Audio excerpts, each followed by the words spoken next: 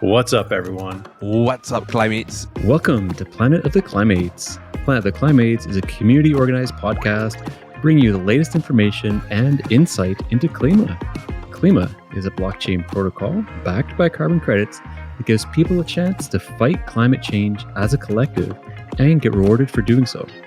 Klima sits at the intersection of blockchain, climate action, and the carbon credit market, so there's no shortage of great stuff for us to talk about. My name's Phaedrus, and I'll be your host on this adventure. I'll be joined by my good friends and co-hosts Reg and Diamond Hands as we discuss the latest Klima news, Drop some occasional alpha, and connect you with the biggest and brightest names currently exploring this space.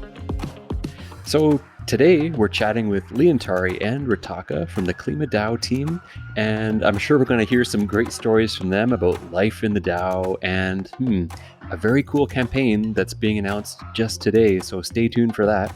Yeah, but really, enough teasing from us. Let's just jump right into it.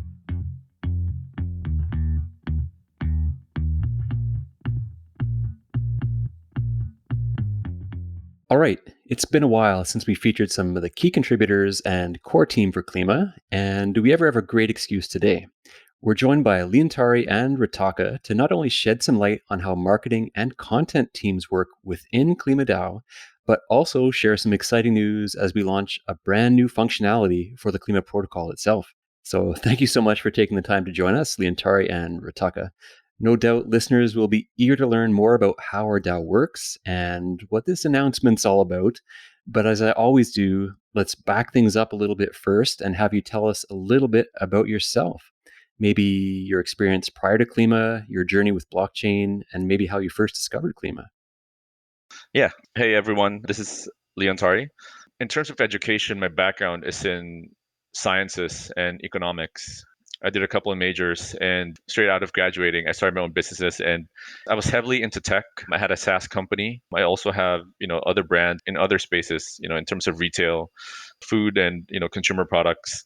But yeah, in terms of blockchain, I've always been the type to be interested in technology. I mean, that's one of the reasons why one of my first businesses was in this space. And even for my tech company, I wanted to do something that was more related to the environment. But at that time, I gave it a shot, but this was more than 10 years ago, and it was very, very hard to scale. So the company pivoted into consumer electronics. But yeah, in terms of blockchain, it's anything new in the tech world I've always been interested in. But I never really dived deep into DeFi. It was more of I bought Bitcoin early on, through central exchanges. I was in and out of crypto. But it was really only like a month before Klima launched that a friend of mine, showed me the Olympus protocol. And and I think this was something that we talked about when we're doing our marketing workshops, right? Like when you're an outsider looking in, especially if you're a mass market person that's not really familiar with DeFi, when you see the Olympus protocol or similar protocols that have like similar reward rates, you get skeptical, right? So when I first saw the Olympus protocol, I didn't really jump into it yet. But it was when Klima was introduced to me by the same friend that I got really interested, because it basically aligned everything that I've ever been interested in, and being able to harness the power of Web3 to do something about a real world problem that's super close to my heart, which is climate change. I've always felt this urgency. We say this a lot, right? The whole issue around climate change is that there's a coordination failure in terms of the actions that need to be taken. And seeing Klima take on this huge problem and seeing a clear path and a clear vision towards doing it, like I had to be a part of it. And I got into it. I participated during the launch day. I missed out on the IDO and the LBP. And on that first day, when the contributor server opened, I jumped at the chance to be able to contribute. And that's been one of the best decisions I think that I've ever made. That's awesome. Yeah, great to hear that. I know that was a chaotic time and definitely a momentous occasion, the launch there. And I know a lot of us want to do what we can to succeed with the protocol. So yeah, Rittaaka, how about yourself, your own background there, pre-Klima perhaps? Yeah, so I've been traveling the world with my family since I was little.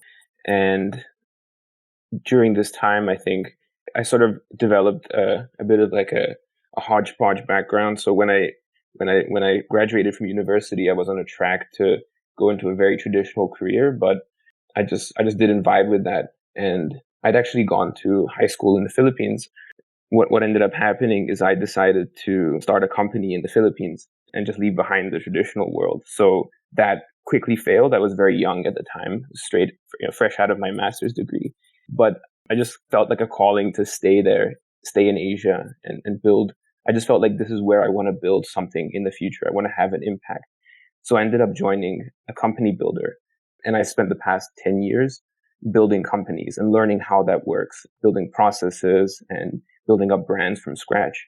And it's been a super experience for me. One of the brands I've also built is in the crypto space, but I never felt like I was doing what I wanted to wake up and do every day for the rest of my life. It was just a great learning experience. It was actually my brother, who's an OMI, who told me about Klima, and it immediately clicked for me because ever since I was a kid, and especially living in Asia, I've been super concerned about air quality, about climate. I mean, I have an air filter in my apartment. I've had bronchitis when I was a kid. So I love Asia. It's amazing. Southeast Asia is my favorite place in the world, but the air quality is awful. And PM 2.5 pollution levels, etc. So being able to work on something that is actually building an incentive system to change this fundamentally for now and for the future was really the reason why it was a no-brainer for me. At the time, it was in December that the Klima contributor server was accepting applications. So I sent my application in, and Leontari was the first person who reached out to me and said, we're looking for someone to run campaigns and content. So basically help coordinate stuff and help to make it easier for people to understand what we're doing at Klima. So, I mean, after that conversation, I jumped straight in and haven't looked back since. Oh, yeah, that's very cool. So actually the question is like it's definitely difficult for jumping into Web3 jobs. It's not your usual way of doing traditional finance or traditional world jobs, right? What was your first initial thought when jumping into Web3 jobs, especially like in Klima itself? Like, what was your concerns or your fears when you first started here in the DAO? Leon, you want to jump in first? Yeah, Klima was my first DAO, and honestly, I've read a lot about DAOs in my own businesses. I've experimented with meritocracies and flat hierarchies, but even then, it was, as Phaedrus put it earlier, it was pretty chaotic, right? And I think it was, I guess, heightened in a way because when Klima launched, the initial activity and hype around the protocol was really huge, and there was a huge influx of contributors. So imagine jumping into a contributor server where everyone was super passionate about fighting climate change and about the protocol. Everyone was excited about the success of the launch, right? And there were basically 100 plus contributors. I think it hit like 150 at some point. And I was initially, going to the contributor server, I was trying to kind of find my fit. I mean, on my everyday, I basically run my core teams and for my companies, but I knew that in a DAO, I would have to find, I guess, my fit, right? And I found that everyone was trying to do the same. So I think that was the biggest kind of difference working in Web 2 or I guess in more traditional companies. Because in Web 2 and traditional companies, you basically go in for a specific position and you're basically, I guess, pegged to that for a while when you get accepted to that job. But in a DAO, it's different, right? You get to have that flexibility of going around and trying to figure out, okay, like where can I best contribute? Which team would I best fit in? Who can I best work with, right? And yeah, for me, it was an amazing experience. It was, it was stressful at times, but this is a really fun working environment. I'd say it's one of the most fun I've ever had working. Just being able to, and I think I've talked about this in a lot of the DAO wide syncs. It's really fun to go into, like Rittaaka, I think applied like back in December, and at that time, one of our leads, right, Reikuman, he was moving to handle our community team, and just overnight, like Rittaaka's application came in with exactly the kind of skills and background that we need, right? And it's happened so many times. It's amazing to be able to work every day with super high skilled people and just do high impact work. I think that's really one of the biggest kind of differences of being in a DAO, especially in a DAO like Klima. Yeah, yourself, Rittaaka. I totally agree. I think the caliber of people that we're working with here is the highest that I've ever come across at this scale. I mean, I've always worked with smart people, but it's never been this many, within the same organization. And I mean, in terms of making the adjustment from, I guess, Web 2 to Web 3, I mean, I think COVID played a big part in this. I've been working remotely. I just haven't had a normal, like a typical 9 to 5 office structure since in my whole career, really, but especially so during COVID. So I think there's I can see why DAOs started to become more widespread during the pandemic, because it's just a good way to organize people around loose geographical and even like personal life rhythms and structures. So it'll be interesting to see what happens next as things start to normalize again after the pandemic. So I think that one part of it that wasn't really covered in the beginning of the podcast was like, what are you guys' specific role in the DAO? So I understand that Leontari, you said that you are a core member. So what do you do on a day-to-day basis? Okay, so right now I'm part of the core team. I wasn't part of the founding team. I was, I guess, inducted into the core team pretty late. As a day-to-day, I basically oversee the marketing and the creative team. And just going off with what we were talking about earlier, it's fun to be in this position because you get to work with a lot of very talented people, like Rittaaka and Phaedrus. Like, I'm not sure if you remember how we put together POTK, right? You said that you had podcast background, and I think it was the next day that I interviewed Don, and Don was saying that he has experience in production, and then we just it was just like one simple line in our chat, right? And that's how POTK was born, and you guys have had tremendous success. I think that's, to answer your question, I guess part of the day-to-day is also helping enable people in the marketing and creative team to give their best impact. So yeah, I guess with Planet of the Klimates falling under marketing and creative, I think, I can vouch that it's been great to work with you and great to have, your guidance and leadership with helping to foster that great community that we do have in the DAO. But besides just an opportunity to, give each other a pat on the back here too, I know since you're wearing the marketing cap, I know Wen Marketing has been an enduring meme out in crypto Twitter and the Discord as well. So when did you decide to give in and finally start doing something? Oh man, yeah, those were fun times, right? When the Wen Marketing meme was like super rampant. I guess the honest answer for this one is that we've always been doing something, right? And I think that you guys can attest to this, that we never really stopped building since October, since the DAO launched. And I think just to give the listeners here a bit of a background, so the contributor server was basically built on the day of the launch. And I mean, it was, like you said, it was chaotic. And we were trying to build the plane as we were flying it, right? And the first month for all of us was basically trying to find our fit. And, I didn't also want to just go in there not knowing anybody and just take up a leadership role, right? I think you guys saw this, like the way I think my role from the beginning has always been, like, I saw that we needed to kind of, I guess, steer marketing creative toward a specific direction. And, that was my initial way of contributing. And eventually we found a fit for everybody. We found our leads. We started on creating our workflows.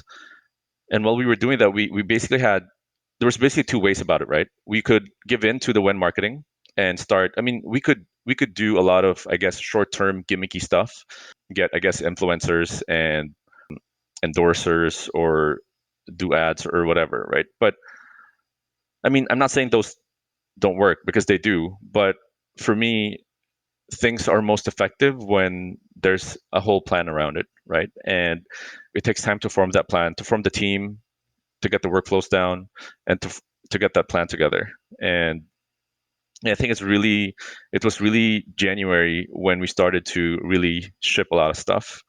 And even then, like, teams take time to mature. Even good people, even very talented people, putting everybody together, it takes time for it takes time for that dynamic to kind of form. And I think that this announcement that we're about to make is kind of like the culmination of that. The stuff that we put together this week, the stuff that we're about to launch, the ideation to execution took only about a week, right? And for us to get to that point where the team is super cohesive and to being able to create something super high impact in a short amount of time, kind of, I guess, the unseen work there is really the time it took to be able to build out the branding foundations, the integrated marketing campaign plan, all that stuff. I mean, we've always seen the Wen Marketing meme as a challenge, and I think you guys can also attest to that. And it's been really fun. It's been really fun building, even despite all the pressure. Oh yeah, I think that's a good point. That we were working on marketing stuff from day one, and maybe what the public sees or what the average Klimate sees out there. Sometimes that really is just the tip of the iceberg. But you're talking about building enduring, sustainable structures and teams and a community and a strategy within the DAO. I think when products launch, when protocols launch, there's this expectation, right, of a certain level of polish. But something that I briefly wanted to talk about was, how the original core team was basically working on this project for, I guess, a long period of time. I mean, some of them have been in the space for a while, but I think being able to launch the Klima protocol itself was basically also, I guess, a 6 to 8 month sprint. And the success that they found was, I guess, something unprecedented and unexpected. I think there was a lot of criticism that was thrown at, I guess, the branding and the design and all that. But I think we have to remember that the success that they found initially means that whatever they did basically worked. I believe you've said this before in a couple of our our team meetings before too, that we're just a few months in, and that's early days for DAO world or Web3 world. But the equivalent is back in the brick and mortar world or Web2 world. Like we're even earlier. Like right now, we're very much at that very, very, very beginning, even though we're a few months out post launch here. I'm sure you guys also feel this, but the amount of work that we've done over the past, I guess, few months is probably equivalent to like a year and a half in real world time. The workflows that we've set in place, the way our teams have matured. I mean, not even talking about what we've shipped, right? Where we are internally right now as a DAO is basically, we're quickly hitting that maturity phase of an organization. And to be able to do that in such a short amount of time, I think speaks a lot to the level of contributors that we have. Definitely. I want to bring this back to Rittaaka as well as to do a deeper dive on his role as well. What's your specific role in the DAO, and how is it like for you so far? So my focus is on campaigns and content. The way I think about it is that I'm organizing stuff. I'm coordinating stuff. There are so many smart and talented people within the DAO, and in order to establish a cadence, in order to keep momentum going, we need to make sure that we're coordinating, all of our inputs. So when someone has a great idea somewhere, there's absolutely no shortage of fantastic ideas. And what we need to make sure that we do is that we structure them, because by structuring them, we can make sure that we're always shipping. When you have a big announcement, you want to follow it up with more content, with, and sort of start to prepare for the next one. So as a sort of coordinator, that's exactly what I do. I make sure that we build a calendar. I make sure that everybody is aware of, or I try to make sure that everybody's aware of what's in this calendar, and then coordinate the different moving parts, and also make sure that this is consistent in the way that it sounds, in the way that it reads, and in the way that it communicates over time. I see. I think this is something really interesting because with the last 2 or 3 months, with the launch of Klima Infinity and the new website, and there's so many things ongoing consistently. Now with the new aggregator that has been just launched, you must be feeling like, like an air traffic controller, trying to prioritize, making sure that, there's space for each content to come in, trying to coordinate like different dates, timelines, deadlines as well, making sure that everyone gets the right impact that it deserves, right? And Yeah. the question I want to ask is like, how do you do it, and what has been the experience like for you? I mean, that's a really good way to put it, air traffic controller, because where you have all these ideas flying around, right? That's the air traffic, and we need to make sure that they're aligned in the right way, or at least in the most executable way. Yeah, I think that's the way I think about it, and that's the way I do it. Is that I love organizing stuff, like whether it's tidying my room or whether it's keeping things like nice and orderly. I think that's just a natural tendency that I have. So I pretty much just transpose that into the DAO structure. I mean, when I came in December, there was a lot of really foundational work going on in building workflows with some contributors. Obviously, Leontari, Leonardo-san, and a bunch of people worked on this. And so that actually made it easier for me to just plug into that system and look at how can I use the system that's already been built in a way that, the tooling that we have, like Notion is a fantastic tool in order to manage schedules and tasks and everything like that. So what I do really is I just focus on making sure that these processes that we already have in place are working, try to improve them wherever possible. And just really importantly, to communicate a lot.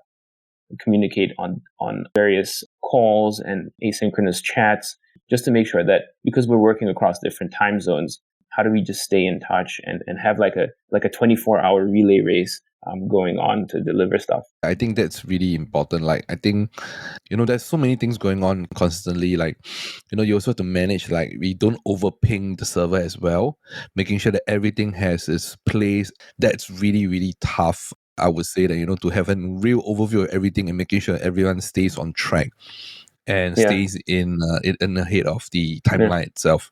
Yeah, because like we always want to release stuff, right? We always want to share exciting new stuff, but like everything has its proper time. So we need to make sure that we release stuff at the right time for maximum impact and for maximum consistency as well.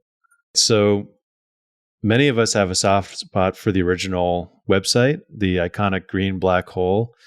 It really kind of was easy to communicate the idea that we're sucking in carbon credits, and we've created this incentive mechanism to bring carbon credits on chain and reward people for taking part in the carbon market and trying to basically corner the market on carbon, right? We're trying to suck up all the carbon credits and increase the price of them, thus affecting all these downstream positive impacts. And it's evolved from that. And I think that's still at our heart, but we have a new website now. Tell us about that evolution, like going from that initial website. Kind of give us an overview of how it's evolved from that beginnings to where we're at now. Yeah, in terms of the design of the original website, I think that was built by the original core team. And I know that it did receive some criticism, but for me, like, I liked it. And I think the original design served, I guess, its purpose of attracting a lot of DeFi natives. I mean, there's a reason why DeFi natives are on Discord, right? I'm not sure exactly how Discord became the platform to use for a lot of crypto protocols, but I think a lot of us are gamers, right? And the way I've always kind of described it was it looked climate punk. I'm not sure if you guys remember, but one of the first things that we initiated during the first few weeks of the protocol was to figure out, okay, the original core team was successful in terms of creating this protocol, creating their vision of a black hole for carbon. But what comes next, right? What comes next for the vision? How does the vision evolve? And what is going to be the target market for this evolved mission vision? And, the way that the mission vision for Klima evolved is we want to build the on-chain carbon market, right? And the role that Klima has in that is, we want to be the engine for this carbon market. And the target demographic has now expanded, right? It's not just people in DeFi, right? Because Klima stands at that kind of, we're in a very unique position where, we're solving real life problems with Web3 technology. And, this is like Klima could be the gate, like one of the gateways of the mass market into Web3. And, with that comes having to develop a new design language that's, I guess, more inclusive. Right. Yeah, I think that's an important point. I hadn't, I guess, fully considered that our addressable market, I guess you could almost call it our clientele, would be different than the starting point. But ours went from these DeFi natives, as you mentioned, people who are sort of into crypto already, kind of know the ins and outs, can navigate things quite easily, to now we're getting interest from a lot of people who are not crypto natives. And we've actually and this is a big challenge for a lot of different crypto, meaning getting people who don't know crypto to participate.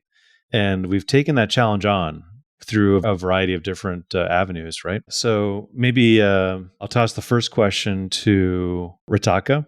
So what are we doing to assist with onboarding? Sure. So I think that's exactly the motivation behind this new campaign, the Love Letter to the Planet, which is to try to communicate in the most understandable way about what it is that we're doing. And ultimately, building the on-chain carbon market is a very abstract and complex process that takes a lot of time. Like even we as a DAO are still understanding, we're still learning. So are our partners. We're all trying to understand how this works. But the way that we've positioned the Love Letter campaign is to make it a lot more concrete, which is what is the thing that people actually want to do fundamentally? And that is that they want to leave the world a better place for the next generation. And so by striking this sort of common understanding with our target market, I think we can assist in onboarding. Of course, we want to make the user experience as easy as possible. If you look at our campaign landing page, it tries to be very clear. It tries to be very simple with distinct sections, with just a few clicks to achieve your end goal. Ultimately, our messaging is also very concrete. We're saying, leave a message. And when you do leave this message, you're going to be doing something that directs funding to projects that are protecting the planet from climate change. And then the second question can go to Leontari. What are we developing, innovating that is attracting people into Klima from the outside? I mean, the easy answer to this is, we're developing the Klima Infinity product, right? Which sits on top of the Klima protocol, right? And the Klima Infinity product is what we're building so that, institutions and individuals will be able to offset their emissions. And I think that the harder question here and what we're really developing is, like what Rittaaka said, the user experience. It's a huge challenge, and it's a fun challenge to try to develop a user experience that's almost, I think in Web 2, like we're all very spoiled, right? With really awesome, seamless, frictionless user experiences. I mean, the whole goal around when e-commerce was developing over, I guess, the 2000s was like to get as less clicks as you possibly can for people to check out so that you reduce the bounce rate, right? And the reason why there's that kind of goal is because people want everything to be more efficient, right? And to I guess be more enjoyable as well. And it's a huge challenge because we're a Web3 protocol with a very, I guess, complex machinery, but we want everyone to have this very easy and enjoyable user experience, to be able to offset their emissions, right? Because I mean, this is what the whole Love Letter campaign is about. We want people to just be able to focus on the impact that they're making instead of having to figure out the complexities of Web3. Yeah, I mean, Web3 is already an upgrade over Web2, just in for example, the single sign-on, like just a single wallet allow you to interact with many different protocols, different websites, Klima included. Then you have Klima built on top of this, kind of bringing in carbon, providing liquidity to the on-chain carbon market, providing yield on the underlying carbon asset. We built Klima Infinity on top of that, which is this hybrid of this user experience upgrade and functionality that doesn't exist yet. And now we're bringing the Love Letter campaign in, which now adds a social layer, kind of gives people a connection to what they're doing on chain. And it's all happening in 6 months? I think it's fantastic. But getting back to the website for a moment, this idea of the wormhole, One of the core reasons we're getting away from that a little bit is that the carbon isn't truly locked away, right? So as the functionality has expanded, the carbon that's in our treasury can interact with our ecosystem. It can be bought and sold through our liquidity. It can be burned, meaning it can be retired on chain. Yeah, and that burning of the carbon is just, it's brand new. And I think that was something that, even immediately after launch, we definitely fielded some criticism that, what we're bringing into the treasury or what we're bringing on chain is not necessarily gone in the sense of that black hole image. But now we have launched that functionality to retire, and we've got these love letters now. And so, it feels like that's such an important part of the equation and such an important part of what the protocol is all about. I don't know if either of you would like to, just comment on the significance of this new functionality. One of the contributors positioned what we're doing. When you hold and stake Klima, you're increasing your offsetting power. You're accumulating offsetting power. So that's basically the protocol mechanics in play, so that as the treasury grows and it distributes more and more carbon tokens to you via your Klima holdings. So you're increasing your offsetting power. This applies to businesses as well who participate in Klima Infinity. And now we've introduced the end goal and closing the loop on what you do with that offsetting power. And that is you exercise it by retiring carbon. So the black hole image is actually valid and it's accurate because of this new functionality that we've introduced. Yeah, no, that's awesome. So now people are able to, retire and I guess the wording is, claim that underlying offset. Maybe it seems counterintuitive to some people to have an asset and then, deliberately destroy it or get rid of it. I think, maybe with NFT projects or other things, they understand that, a burn kind of increases rarity and scarcity. So here you're kind of getting that offset. And then how does that change our actual ecosystem then too? Because BCT, MCO2, NCT, other assets will become more rare then, or how is that going to change our dynamic of the protocol? I think it ties in really well with the end goal that we're trying to achieve, which is to fight climate change. Ultimately, projects will be incentivized to bring more carbon on chain, and bridges will be incentivized to do the same because of what we're doing. We're building this massive accumulator, we're building this ecosystem, and we're also helping to create scarcity for the credits. So when you retire carbon, certain individuals or certain projects will want to do so for very specific underlying projects, whether they're in a certain part of the world or whether they're implementing a certain kind of forest conservation project or a reforestation project. Ultimately, what we're doing is we're making it more viable for these projects to send credits on chain and send them our way. I see. That's really cool. So has Klima officially retired and effectively offsets its own emissions? And what's the plan going forward? As part of the Love Letter to the Planet campaign, us launching the retirement aggregator, which is one of the pivotal products that we've launched. Klima is one of the first to use this retirement aggregator, and we just offset 165 tons, which is 1.5x our total emissions, which includes the pre-launch transactions that we did on L1. So yeah, to answer your question, we'll continuously be using the retirement tool to offset our emissions. I also want to just add there that, one of the reasons why it was only 165 tons is because Klima is already built on Polygon, which is already one of the most environmental friendly networks. But Leontari, that really resonates with me too, because I know like so many other projects or things or the love letters that have come through so far too.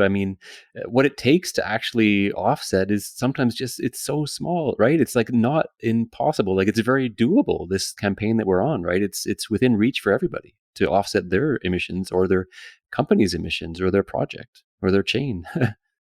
So, right now, all it takes with the love letter campaign, all it takes is, a MetaMask wallet and some digital asset, and you can pretty much use a wide variety of digital assets to be able to offset, right? And if you're an individual, like you said, Phaedrus, it really only takes a small amount of carbon tons to be able to offset your emissions. And pretty soon, and some alpha here, we're going to make this even more frictionless. Yeah, we're going to continuously upgrade that experience, and that's something that we'll be working very hard, towards over the next few weeks. So who came up with this idea? It was originally the idea for when we were launching Klima Infinity. This was back in February for Valentine's Day, during the big kind of like Klima Infinity launch, like the first phase of it. Reikuman from our contributor server, and this is the amazing thing about DAOs, right? How kind of all the ideas just kind of evolve, and the good ideas get picked up and they just get developed over time, and even right now, the way we've used the love letter campaign for the retirement aggregator launch, we already had internal discussions of how we can even build on this further. So something that Reikuman initially thought about, and then Rittaaka picked up for the retirement aggregator tool. Now, one of our core members, Vader, wants to build even more functionality on top of this campaign. So we see this campaign like moving forward for quite a long time. I think Riku is a really good guy. He came up with this brilliant idea that started off as a simple idea that actually evolved it to another level. And it's really exciting to see how one idea has grown so big. And I think that's the whole beauty of it. I mean, this just builds on exactly what we've been talking about, right? That we had an idea somewhere in the contributor server that the way that this whole campaign is put together is literally just pulling together different contributors' ideas and contributions, various different components of this campaign that are just crowdsourced. And it's the same with our love letter, which is KlimaDAO is forged in the hope we may preserve this blue planet and its inhabitants. This is something that we went around different contributors where everybody shared ideas. And I'm not even sure who modified this idea. And I think this was a great twist on Carl Sagan interpretation. I think this is a nice twist on that, because focusing on the inhabitants, it becomes more human. While Carl Sagan is really quite looking at it from a universal perspective, Klima is looking at it from a very human perspective. Definitely some sage sources to draw from for a pretty inspiring message there, for sure. I don't think we've actually mentioned this so far too, but again, when you're, retiring or offsetting here and you're leaving your love letter, this is etched in the blockchain. So the idea is that's in perpetuity, right? That's the cool thing about Web3 and blockchain. What we're doing at Klima is a perfect use case because we're making climate action traceable. We're making climate action logged forever. And so even future generations can look back at these early transactions that were made, the early love letters, and say, this is where it all started. This is why we want to build the love letter campaign to hopefully be an evergreen campaign for Klima, because we want people to always kind of be able to look back and read why we're doing this, right? Like the first people who put down the love letters are basically contributors. And I think that people have started to write about why they're here in the first place, right? Like for me, and I think I spoke about this a lot during our DAO-wide syncs, is we're doing something really unique here at Klima, and it's something that is legacy building and impactful. And I truly believe that this is one of the most important works we'll ever do, right? And I think that people who participate in the love letter campaign will also be able to express this and be able to feel this, like, doing a very small thing that will leave super huge impact that will last for generations. Yeah. That's awesome. And I think I'm just recalling here and reflecting that, both of you, when asked about, how you found Klima or why Klima resonated for you with our first, opening question for you, it really was about this passion or an urgency and feeling, that alignment, that reason to act now on climate. And it seems that this Love Letters to the Planet campaign is really an opportunity to surface that same passion and that motivation that we know all of our climates and our partners have too. And you have taken a step back from your careers, essentially, right? To pursue this passion and this calling. I wouldn't call it a step back. I'd say it's much more of a step forward, because I think the Steve Jobs Stanford commencement speech, where he says that your life is going to be filled with work. So only do what you believe is great work. And I think what we're doing at Klima is great work. So it just makes so much sense. Getting the feels up in here right now. That's awesome. I'm sure this is something that resonates with all of us, right? Like, I mean, outside of this podcast, I think all of us have talked about how, especially during early days, when all of us were just kind of like hanging out in Discord and talking about how amazing it is to be working in a protocol like Klima. And I talk to the core team about this all the time, and I've always thanked them, for giving me and giving us this opportunity, to be able to participate in something this grand. Maybe some of you guys might share the same sentiments, like, where are we heading? We had so much doubts thrown on us, like, does it even make sense? At one point in time, we're like, is this double spending of the credits? We have to address those fact that it wasn't, and stuff like that. And it was really, really tough through the last few months. But when things like this, start to bear fruit, you see that things are turning around. And we are slowly but surely working to the vision that we originally had, which is to really fight climate change. I don't think any of that will change anytime soon, right? There's going to be a lot of challenges along the way, like internal and external. But I think as long as we're focused on our goal, right? And to put it very, very simply, our goal is to save the planet, right? As long as we're focused on that, I 100% believe that we're going to be able to do it, especially with the team that we have. I believe that we'll be able to do our part.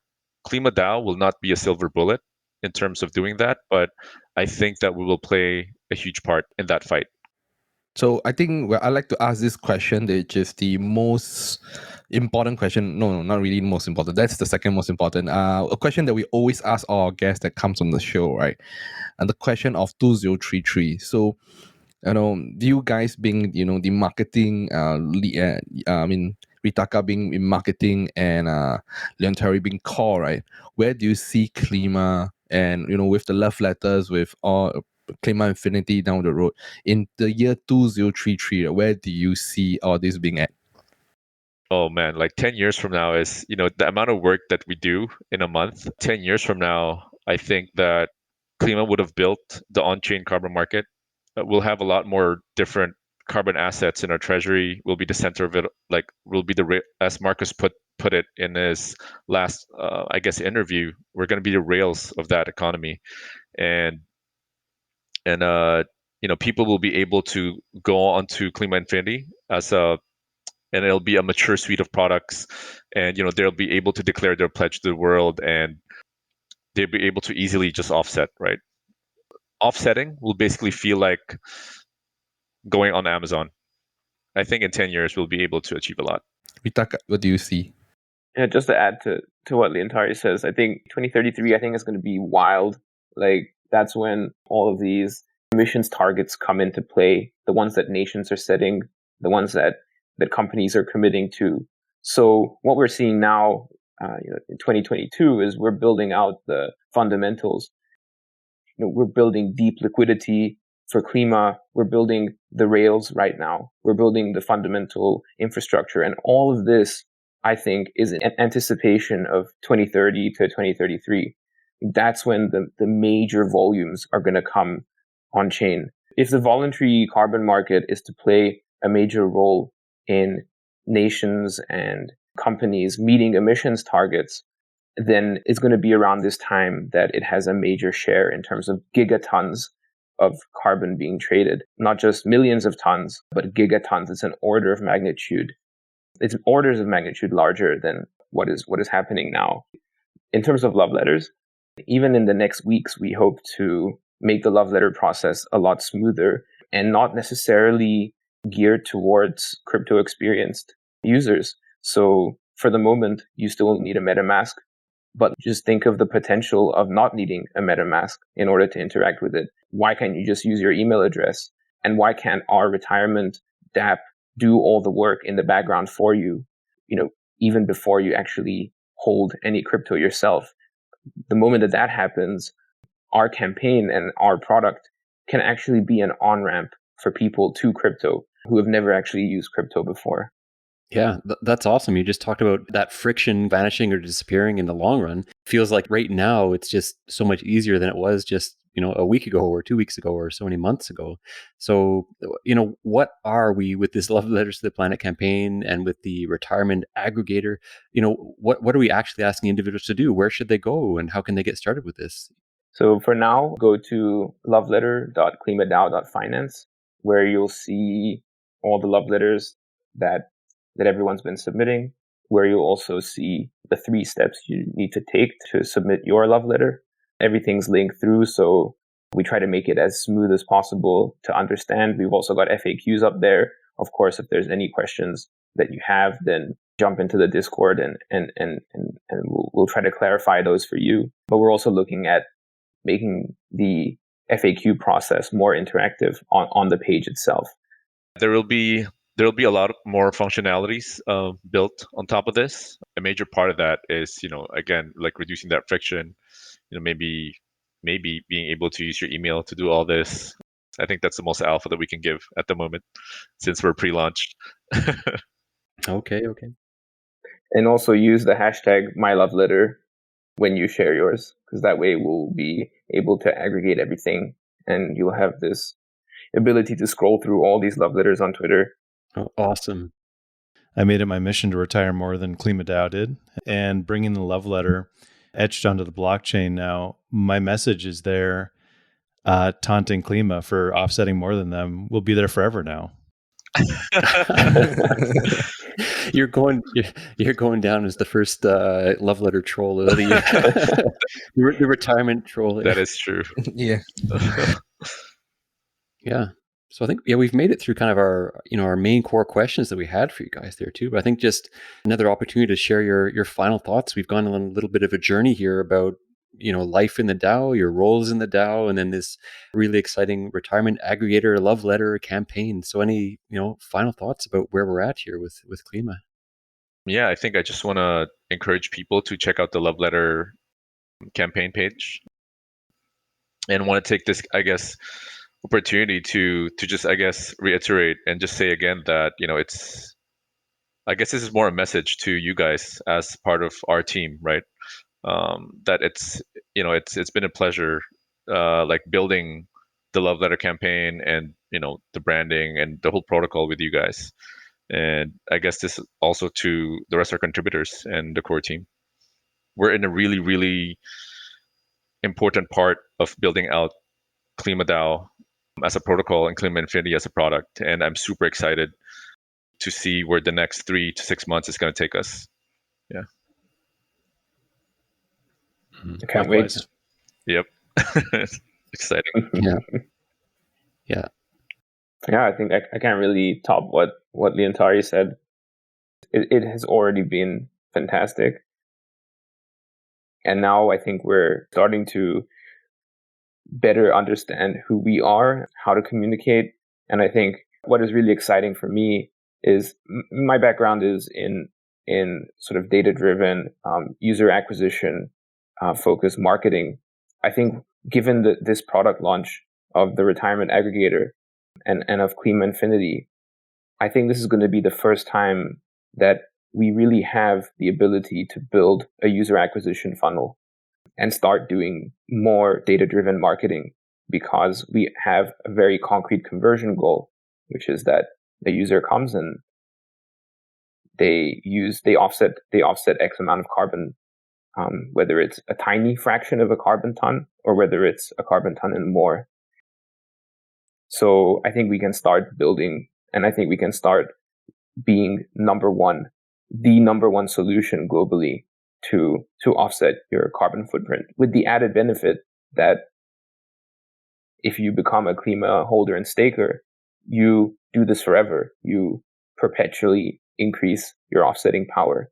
And I think if we now have the chance to start really executing on this mission. Well, That's beautiful. Thank you very much. Probably we'll put a ribbon on it there. That's perfect. Yeah, this was fun. Yep. Thank you very much. Really appreciate Leontari and Rittaaka for taking out time. Really, really honored to have you guys coming and sharing with us. Even though we are part of the team, we get to hear in this deep dive and understanding where you guys are coming from, and you sharing with us the future of where Klima is going to be. So really, once again, really, really honored to have you guys here on the show. Yeah, thanks for having us. It was fun, to be able to talk about this with you guys and to be able to share this to, I guess, the community. and for the chance to be on our favorite podcast. Yeah, definitely. Oh, nice. The best podcast in DeFi.